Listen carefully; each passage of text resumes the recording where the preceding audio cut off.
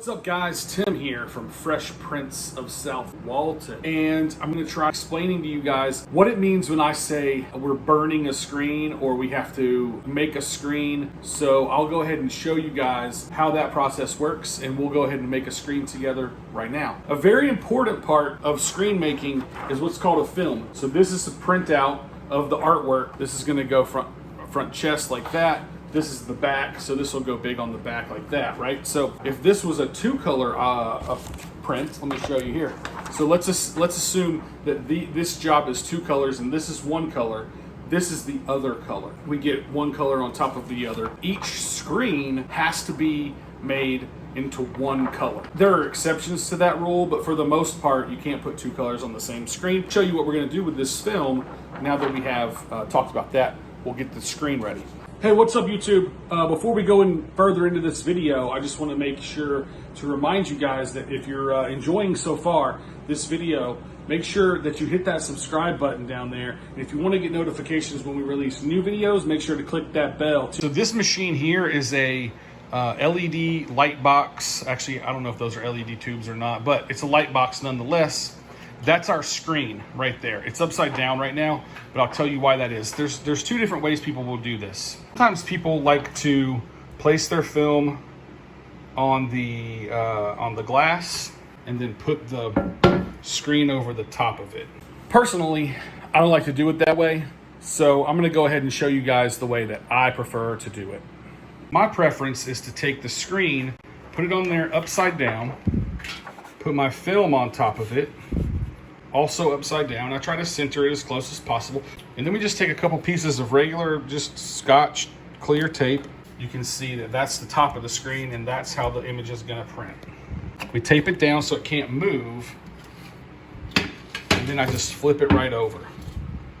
So now, this machine has this little tube right here that is made to go over that like that. And the reason for that is that this little piece is our vacuum pump outlet or inlet or whatever, and we want that to not get stuck to the glass, so we put this little tube here to keep that lifted off the glass. So then we just close our lid, we push that down, there's a little latch here, boom, little latch here, boom, and then we vacuum out all the air.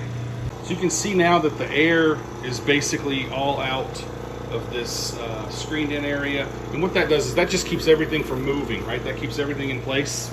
So now what we'll do is we'll turn off that vacuum pump. We'll turn on the exposure, and you can see a light comes on in there. That runs for a few seconds.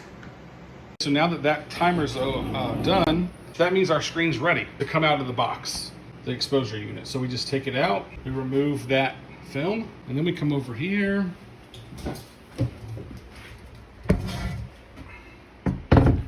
To our washout booth. Spray this down with some water.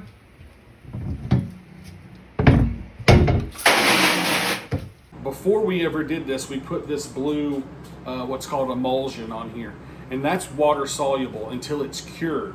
The way that you cure that is with the light. So that's why we put this in the exposure unit. We turn that light on and it exposes this emulsion to the light, causing it to cure. But wherever our image was, the light doesn't penetrate through the black in the film, and so that part of this screen remains water soluble. So once we apply the water to that water will just remove the excess emulsion from where we don't want it to be. So let me show you what that looks like. So you can kind of see here, you can see the image that we put on there is starting to come out. I just sprayed it again, and now you can really see the difference, and that's because where that image was, the light didn't activate that emulsion. It didn't set it to cure. So now you can see I've sprayed it one more time on the other side, and you can start to see through that mesh. But the best thing to do is to actually hold this up to the light and make sure you look around the whole thing to make sure that that emulsion came out everywhere. Otherwise, it won't print through. Looks like that worked perfectly. Sorry, I just walked outside, it's sunny. So yeah, it looks like that worked perfectly. So we take the screen, we sit it outside here in the sun, and that just lets it dry. We let it dry, because obviously we can't use it while it's wet. So once that's dry, we'll take it back inside and we'll put it on the press.